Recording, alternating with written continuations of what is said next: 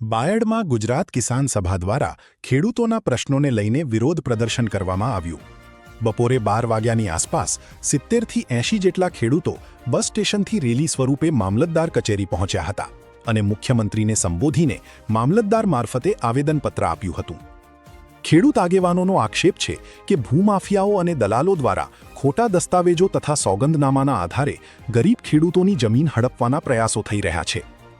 ખેડૂતોએ બોગસ દસ્તાવેજો રદ કરવા અને ખોટા સોગંદનામા કરનાર સામે પોલીસ ફરિયાદ કરવાની માંગ સાથે સૂત્રોચ્ચાર કર્યા હતા. કાર્યક્રમમાં ડી.આર. જાદવ, એડવોકેટ ચંદ્રપાલસિંહ ખાંડ સહિત કિસાન સભાના આગેવાનો અને પીડિત ખેડૂતો ઉપસ્થિત રહ્યા હતા. રિપોર્ટર વિજય ખાંડ, બાયડ.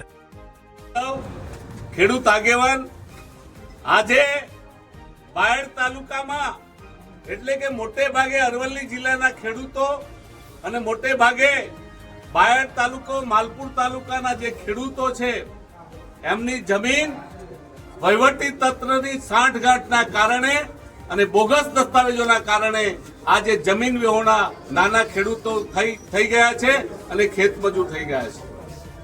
આજે તમે જોશો કે ભાજપની સરકાર ગુજરાતમાં 29 વર્ષથી રાજ કરે છે.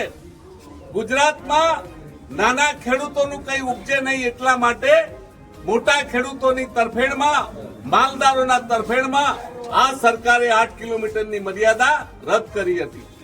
8 કિલોમીટરની મર્યાદા એવી હતી કે 8 કિલોમીટરની મર્યાદા પછી કોઈ પણ માણસ જમીન ખરીદી શકતો નહોતો. પણ આ આનંદીબેનની સરકારે, ભાજપાની સરકારે 8 કિલોમીટરની મર્યાદા રદ કરી અને મોટા મોટા જમીન માફિયાઓ, કાળા બજારિયાઓ, 2 નંબરિયાઓ અને વહીવટી તંત્રના જે ભ્રષ્ટાચારી મોટા મોટા ખેરખાઓ છે એ બધાએ સાથે મળીને આખા ગુજરાતમાં ગરીબોની જમીન પડાવી લેવાનું કાવતરું કર્યું છે. એમણે એમના દલાલો છૂટા મૂક્યા છે. એમના દલાલો ગરીબ માણસોને ભોળવે છે.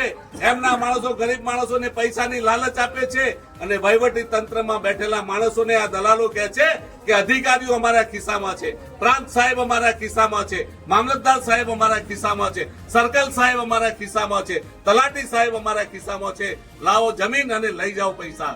સોદો કરે 50 લાખનો અને કામદાર જે ખેડૂત છે એ ખેડૂતના હાથમાં 2-5 લાખ રૂપિયા આપીને એમની જમીન પડાવી લેવામાં આવે. આ તમામ પ્રકારના દસ્તાવેજો અહીં થયા છે, આખા ગુજરાતમાં થયા છે. અમે અહીંયા શરૂઆત કરી છે. આગામી સમયમાં આ દસ્તાવેજો રદ થાય એટલા માટે મોટું આંદોલન ગુજરાત આખામાં અને અરવલ્લી જિલ્લામાં કરીશું. પણ શરૂઆત અમે બાયડ તાલુકાથી કરીશું. બાયડ તાલુકામાં સિણોલ ગામનો સવાલ હોય, પોટા ગામનો સવાલ હોય, પાટિયા ગામનો સવાલ હોય, આકોડિયાનો સવાલ હોય, એવા કેટલાય છે. અમે આજે આવેદનપત્ર આપીને તમામ સવાલોને ઉજાગર કરવાના છીએ.